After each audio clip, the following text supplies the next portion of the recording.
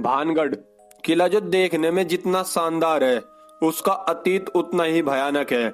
आपको बता दें कि भानगढ़ किले के बारे में प्रसिद्ध एक कहानी के अनुसार भानगढ़ की राजकुमारी रत्नावती, जो कि नाम के ही अनुरूप बेहद खूबसूरत थी, उस समय उनके रूप की चर्चा पूरे राज्य में थी और साथ ही देश के कोने कोने के राजकुमार उनसे विवाह करने के इच्छुक थे।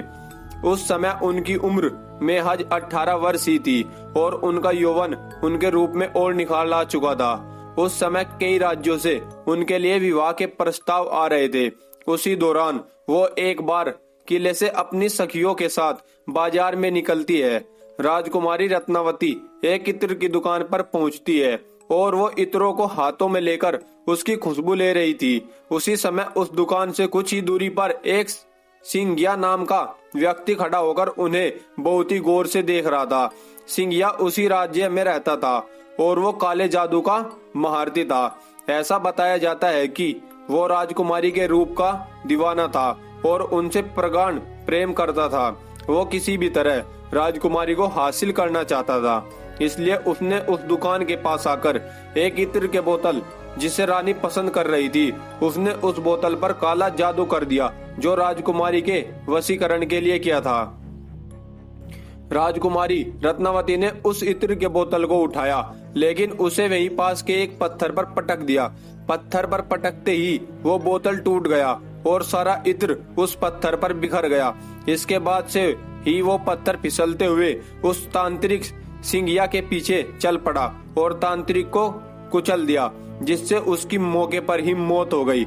मरने से पहले तांत्रिक ने श्राप दिया कि इस किले में रहने वाले सभी लोग जल्दी ही मर जाएंगे और वो दोबारा जन्म नहीं ले सकेंगे और ताउम्र उनकी आत्माएं इस किले में भटकती रहेगी। उस तांत्रिक के मौत के कुछ दिनों के बाद ही भानगढ़ और अजबगढ़ के बीच युद्ध हुआ, जिसमें किले में रहने वाले सारे लोग मारे गए।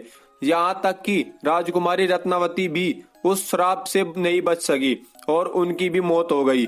एक ही किले में एक साथ इतने बड़े कत्लेआम के बाद वहाँ मौत की चीखें गूंज गई और आज भी उस किले में उनकी रूहें घूमती है। फिलहाल इस किले की देखरेख भारत सरकार द्वारा की जाती है। किले के चारों तरफ आर्कियोलॉजिकल सर्वे ऑफ इंडिया की टीम मौजूद रहती है। ISI ने सख्त हिदायत दे रखा है कि सूर्यास्त के बाद इस इलाके में किसी भी व्यक्ति के रुकने के लिए मनाही है।